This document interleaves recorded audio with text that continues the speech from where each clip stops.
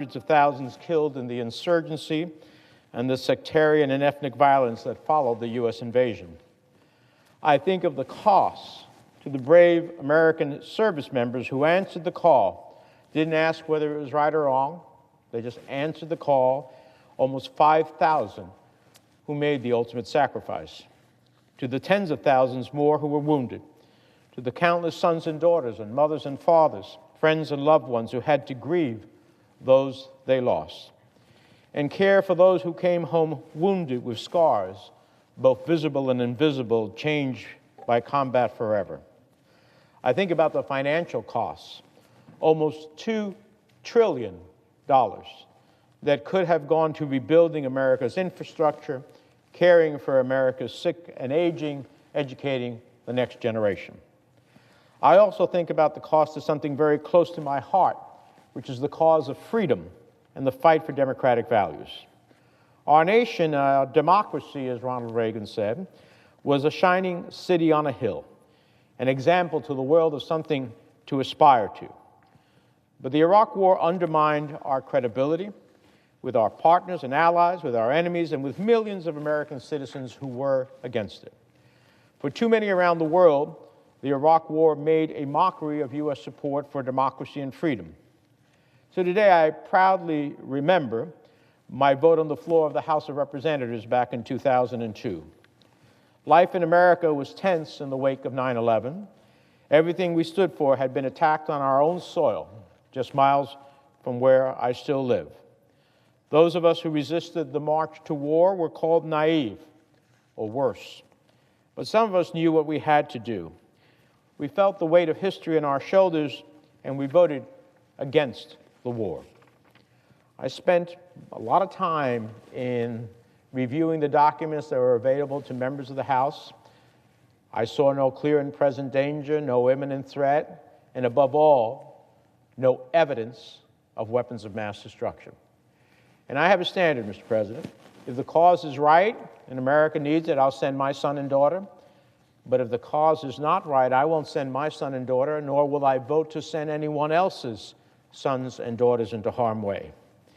2 decades later, we have the chance to make history again, but this time for the better.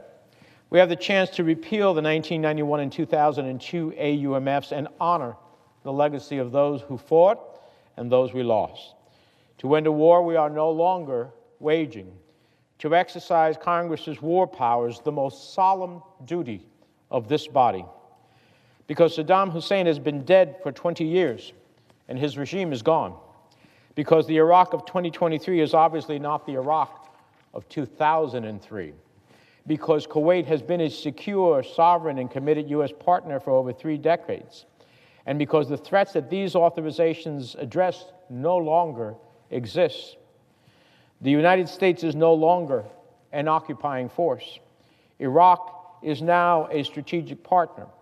It is time to confront the challenges of the region and of the world together. Repealing these authorizations is an important step forward. It removes an irritant in the bilateral relationship and it cements our partnership. And it helps Iraq move forward, independent and more integrated with its Arab neighbors. So, Mr. President, I come to the floor today to support in the strongest terms possible the repeal of the 1991 and 2002 authorizations for the use of military force against Iraq once and for all. Let's mark the 20th anniversary this week of the Iraq War by paying tribute to the Iraqis who suffered, to the Americans we lost, and to the American families that provided unconditional support for those who served every day for the last 20 years. We will never forget the sacrifices they made in defense of the values we hold most dear. Let's honor those values by doing what Congress is supposed to do. When there is a need, it declares war. And when that's over, it's time to end the declaration and the authorization. That's what we have the power to do today. With that, Mr. President, I yield the floor.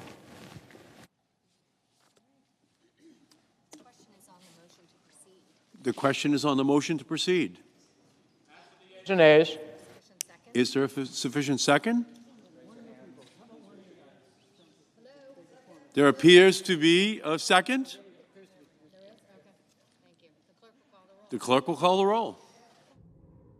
Ms. Baldwin, Mr. Barrasso, Mr. Bennett, Mrs. Blackburn, Mr. Blumenthal, Mr. Booker, Mr. Bozeman, Mr. Braun, Mrs. Britt, Mr. Brown, Mr. Budd, Ms. Cantwell, Mrs. Capito, Mr. Cardin, Mr. Carper, Mr. Casey, Mr. Cassidy, Ms. Collins, Mr. Coons, Mr. Cornyn, Ms. Cortez Masto, Mr. Cotton.